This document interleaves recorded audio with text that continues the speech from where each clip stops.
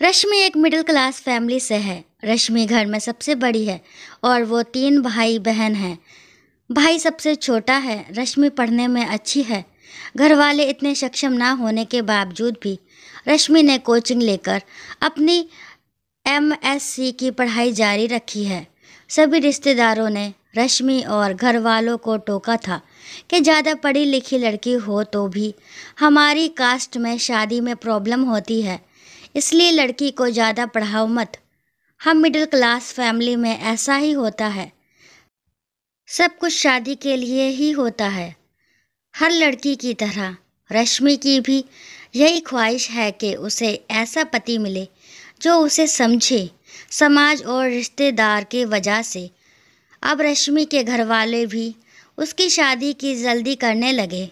शादी के लिए कई रिश्ते भी आए, लेकिन शादी के लिए जब कुंडली मिलाई गई तभी घर वालों को पता चला कि रश्मि की कुंडली में कुछ दोष है, जिसके कारण कहीं भी बात नहीं बन पा रही थी। बस इस बात से रिश्तेदारों को और बातें बनाने का मौका मिल गया था।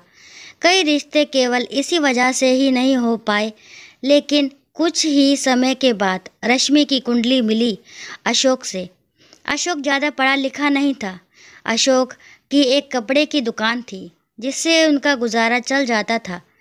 जिस तरह का लड़का रश्मि अपने लिए चाहती थी, अशोक वैसा तो नहीं था, लेकिन अशोक और रश्मि की कुंडली मिल गई थी। रश्मि के पिता ने जब रश्मि को अशोक की तस्वीर दिखाई तो रश्मि को लड़का दिखने में अच्छा ही लग रहा था, लेकिन रश्मि का मन नहीं मान रहा था। इसलिए पिता ने जब पूछा कि क्या करें बता, तो रश्मि ने कहा कि मुझे नहीं करना। मम्मी ने कहा, क्यों, क्या हुआ? तेरा दिमाग सही है क्या? इतना अच्छा लड़का है, ऐसे नखरे करोगी तो हमेशा यहीं बैठी रहोगी। एक तो कुंडली किसी से मिलती नहीं, और जब वो शादी के लिए तैयार है, सब कुछ अच्छा है, तो तुझे नाटक आ रहे हैं। क्या खराबी है लड़के में? माँ, ये सब रश्मि को सुना ही रही थी, लेकिन रश्मि के पिता ने बात समझी और कहा, ठीक है बेटा, और ढूंढते हैं। जब अशोक के घर वालों की तरफ से फ़ोन आया ये पूछने के लिए कि हम आ जाएं घर और परिवार देखने, तो रश्मि के घर वालों ने कहा, हम आपको बता देंगे। इस बात से वो भी समझ गए थे कि उनकी तरफ से हाँ नहीं है, इसलिए उन्होंने फिर दूसरी बार फ़ोन नहीं लगाया। उस ना के बाद रश्मि के लिए फिर से रिश्तों की तलाश शुरू हो गई। माँ थोड़ी नाराज़ थी, क्योंकि उन्हें लगता था कि रश्मि को उस लड़के के लिए मना नहीं करना था। करीब 6 महीने तक खोज के बाद भी रश्मि के लिए कोई भी रिश्ता नहीं मिला। अब पिता के चेहरे पर भी परेशानी थोड़ी ज़्यादा दिखने लगी थी, और ये बात रश्मि को साफ दिखाई दे रही थी। कई रिश्ते देखे, लेकिन फिर वही दोष आड़े आ रहा था। मम्मी इस दौरान रश्मि को ताने मार ही रही थी।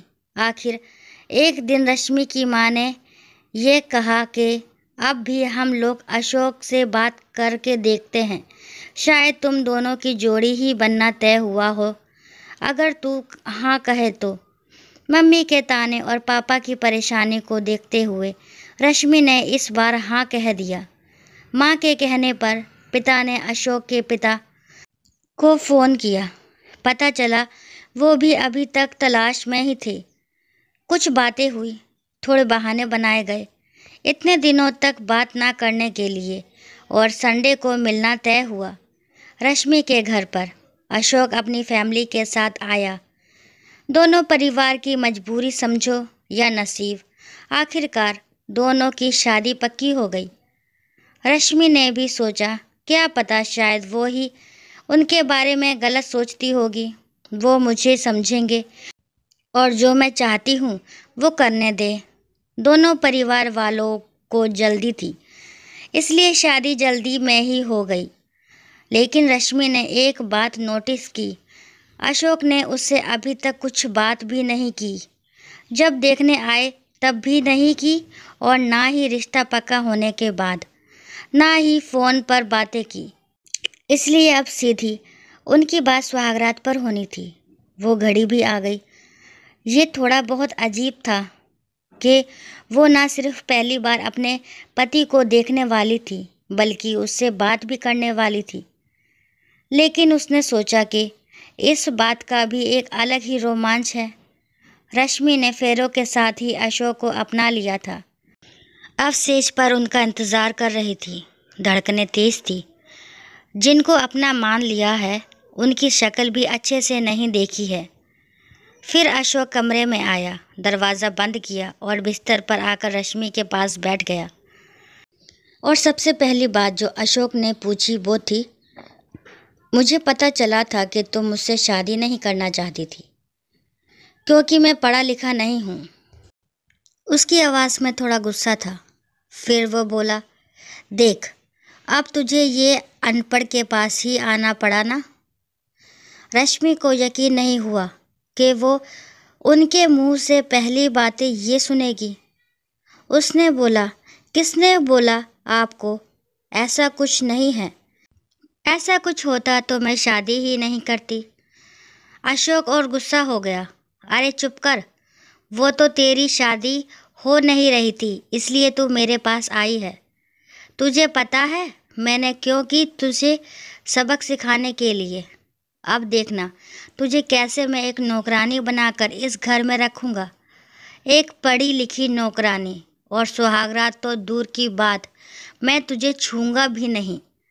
किसी भी लड़की के लिए पहली रात अपने पति से सुनना बहुत ज़्यादा परेशान करने वाली बात होगी। और रश्मि को इस बात ने बहुत परेशान किया। 1 मिनट में उसे लगा कि क्या उसने कोई गलती कर दी शादी करके। उसकी आंखों से आंसू झरने लगे। सारी रात उसने बिना सोए निकाल दी। अगले दिन वो घर के काम में लग गई। सास ससुर का स्वभाव अच्छा ही था। काम करते करते उसके दिमाग में उनकी कई बातें ही चल रही थी। रात फिर अशोक कमरे में आया। रश्मि कुछ काम कर रही थी। अशोक फ़ोन पर अपने दोस्त से बात कर रहा था। कह रहा था कि मैं इसका घमंड ठिकाने पर लगा दूंगा और भी ना जाने क्या क्या। रश्मि के तो शादी और पति के अरमान पर जैसे पानी फिर गया। रश्मि का जी तो चाहा कि वो अभी घर चली जाए, लेकिन फिर उसे अपने घर वालों की परेशानी का ख्याल आया। फिर कुछ देर चुप रहने के बाद उसने सोचा, वो जो चाहे करे, उन्हें करने देती हूँ, लेकिन मैं अपना काम करती हूँ। तब से वो सिर्फ अपना काम करने लगी क्योंकि उसके पास कोई और चारा भी नहीं था। कहीं ना कहीं वो ये समझ गई थी कि अशोक उसे दुखी करना चाहता है।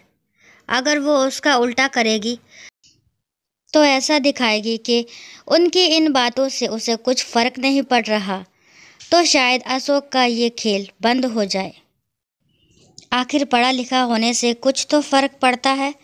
रश्मि ने जीवन की इस सबसे बड़ी चुनौती को भी स्वीकार किया। उसने घुटने नहीं टेके। उसने सोचा कि रोना नहीं है, बातों को ठीक करना है जब तक उसके हाथ में है। उसने यही किया। वो बेवजह खुश रहने लगी। उसकी सास ससुर को अच्छे से बना के खिलाने के साथ उनके साथ मंदिर मार्केट जाने लगी। चेहरे पर कोई परेशानी नहीं। अशोक ये सब देख रहा था। वो भी अपनी कोशिशों में लगा था। करीब 20 दिन बाद ही उसके चेहरे का रंग उड़ने लगा। उसे लगा कि रश्मि को तो कुछ फ़र्क ही नहीं पड़ रहा है, तो वो इसी बात से दुखी होने लगा। इस दौरान उसके दोस्तों से बातें शेयर करना जारी था। रश्मि का ये प्लान काम किया। अशोक के सब्र का बांध टूट गया। और फिर एक रात जब रश्मि कमरे में गई, तब अशोक ने दरवाज़ा बंद किया और ज़बरदस्ती उसे पकड़कर बिस्तर की ओर ले जाने लगा। लेकिन इस बार उसे रश्मि का वो रूप दिखाई दिया जो उसने सोचा भी नहीं होगा। रश्मि ने अपना हाथ जोर से झटका मार के छुड़ाया। कहा कि क्या कर रहे हो आप? अशोक जैसे घबरा सा गया। उस दिन सुहागरात पर आप कह रहे थे कि आप मुझे छूओगे भी नहीं, तो लगता है आज आपके उन आवारा दोस्त ने फिर आपको कुछ सिखाया है, जो आप मेरे साथ ज़बरदस्ती ये हरकत कर रहे हैं। अशोक बोला, मैं तुम्हारा पति हूँ, मुझे पूरा हक है, मैं तुम्हें छू सकता हूँ। समाज ने मुझे हक दिया है, तुम मेरी पत्नी हो, मेरा तुम पर पूरा हक है। रश्मि ने कहा कि हाँ, आप पति हैं और मुझसे प्यार कर सकते हैं, लेकिन ये प्यार नहीं है, ये कुछ और है। मैं तो आपके लिए ही आई थी, सब कुछ छोड़कर आपके घर, आपके साथ रहने, लेकिन आपने आते ही मुझे नौकरानी बना दिया। सबक सिखाने की बात करने लगे। अब आप मुझे तब तक नहीं छू सकते जब तक मैं नहीं चाहती, और जब तक मुझे नहीं लगता कि आप मुझसे सच में प्यार करते हैं। उसी पल से रश्मि ने अशोक की आंखों में बदलाव देख लिया था। उसे पता था कि अशोक का गुस्सा उस गलत फहमी की वजह से ही है, उस ना की वजह से, लेकिन उस बात से आगे बढ़ना होगा। अशोक बुरा इंसान नहीं था। उस रात के बाद वो रश्मि से नज़रें भी नहीं मिला पा रहा था, चुपचाप रहने लगा था। समय बीतता गया, शादी को 5 महीने हो गए थे। रश्मि अब अशोक को परख रही थी और इस दौरान उसे समझ आ गया था कि अशोक कैसा है। एक ही घर में रहकर अपने ही पति के साथ ऐसा रहना अब उसे भी चुभने लगा। एक रात उसने कह ही दिया, छोड़ो सब पुरानी बातें, चलो ना एक नई शुरुआत करते हैं, मुझसे जो गलती हुई आप माफ़ कर दो। अशोक चुप रहा, कुछ नहीं बोला। आखिर रश्मि ने इतने दिनों तक उसे दूर रखा। रश्मि ने एक बार फिर बोला, इस बार थोड़ा ज़्यादा प्यार से, अरे छोड़ो, इधर एक बार देख तो लो, जो हुआ सो हुआ। इस बार अशोक पिघला हुआ और रश्मि की आंखों में देखकर जैसे उसका गुस्सा पता नहीं कहाँ गया, बोला, तुम मुझे माफ़ कर पाओगी? रश्मि ने बोला, हाँ, मैंने कर दिया। एक दूसरे से बात करने की ही देर थी। उस रात से उनकी नई शुरुआत हुई।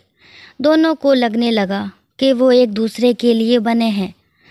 दोस्तों, आशा करती हूँ ये कहानी आपको पसंद आई होगी। कहानी पसंद आती है तो प्लीज़ मेरे चैनल को लाइक, शेयर, सब्सक्राइब करना ना भूलें, और इस कहानी के बारे में आपके क्या विचार है कमेंट बॉक्स में ज़रूर बताएं, और कहानी को लास्ट तक सुनने के लिए थैंक यू।